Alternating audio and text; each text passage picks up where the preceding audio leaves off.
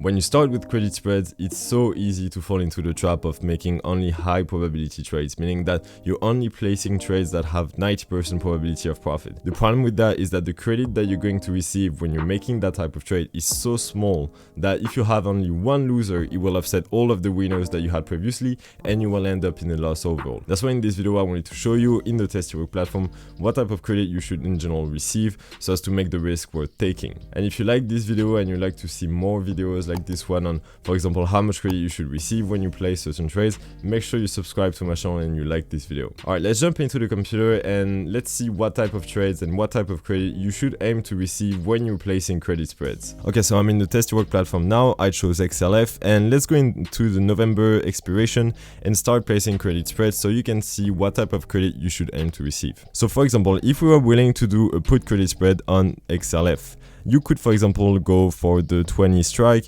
and choose, for example, the 19 strike, and you would see that we would collect $12 as credit and our max loss would be $88. The problem with that type of trade is that you can see that I have, for example, 84% probability of profit and 88% probability of profit at 50% max profit. And this type of trade on the paper sounds great, meaning that you have an 88% probability of profit and you're like, okay, that's great. I have very high probability of winning and I really don't see how it could go wrong. The problem with that type of trade is that you see that the max loss is $88 and the credit that you receive, the max profit, is $12. And if we were, for example, to take a max profit at 50%, meaning that you see that we have the probability of profit at 88%, which would represent here $6 max profit for that trade. So that's really not a lot, but let's just picture that we were doing this.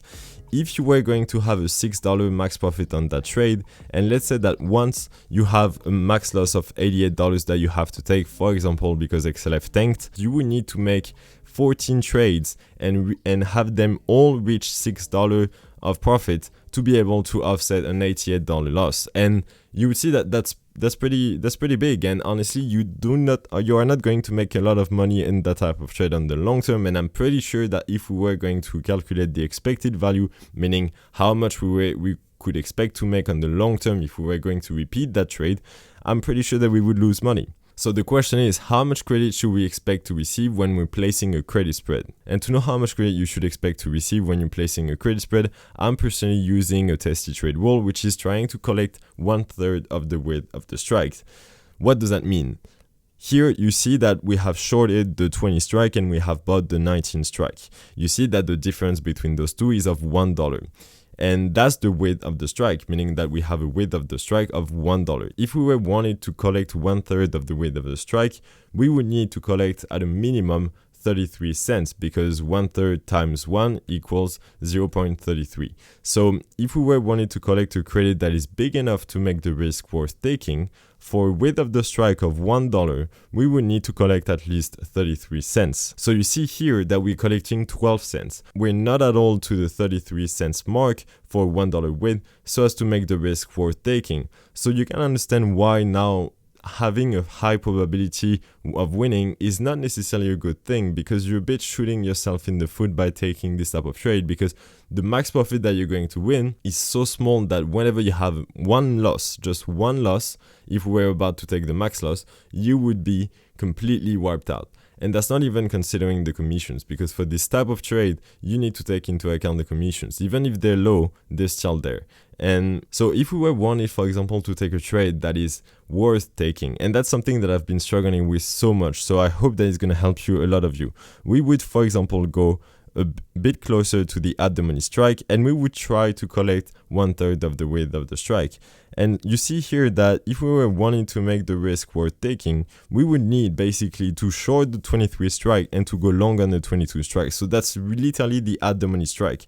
But you see that now the credit that I'm collecting is 36 cents, which is above the ratio of 1/3 of the width of the strike. So that's now, we know that this credit that we're receiving right now of 36 cents is big enough so it makes the risk worth taking. And you can see the impact on the probabilities. Now I have a 56% probability of profit at expiration and a 70% probability of profit if we want to stop at the 50% max profit.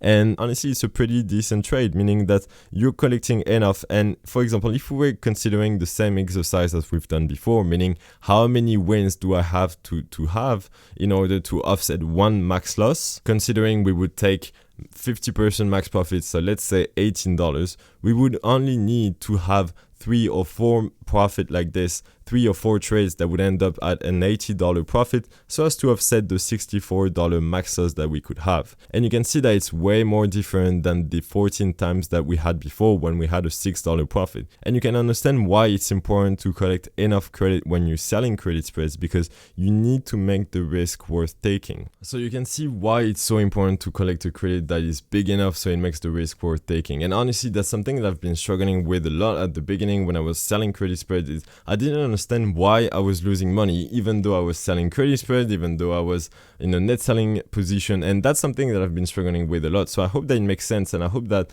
maybe if you've been doing that mistake, it's gonna help you progress a bit more. Here we only took the example if we were doing a $1 width. If we were doing a $2 width, we would try to collect at least 66 cents, because $2 times 1/3 is equal to 0.66. And you could really do this for any width of the strike that you want. You just need to take the width of the strike multiplied by the 1/3. And that result would end up in the minimum credit that you should receive. And I really suggest you to try to build some put credit spread and call credit spread that have bigger credits so you can understand and see by yourself how you need to place your strikes, because after a while you will understand that in general the probability of 50% will in general result to 70%, somewhere around this, and that's in general the equivalent of having 1/3 of the width of the strike. That's in general the probability at 50% that you need to aim for so as to build a put credit spread or a call credit spread that is worth taking. And know that it's the same thing for the iron condor. If you were wanting to build an iron condor, meaning that you're going to sell a put credit spread and sell a call credit spread at the same time, is going to be exactly the same. The width of the strike times 1/3, it will be equal to the minimum credit that you should aim to receive. And I hope that this video made sense and you understand now why it's important to collect a minimum credit when you're trying to build a put credit spread or a call credit spread so as to make the risk worth taking. And really, if you have any question, please don't hesitate to comment them below, because that's something that I've been struggling with myself, and I'd be happy to help anyone who's struggling with that right now. Thanks so much for having watched, and I'll see you in the next video.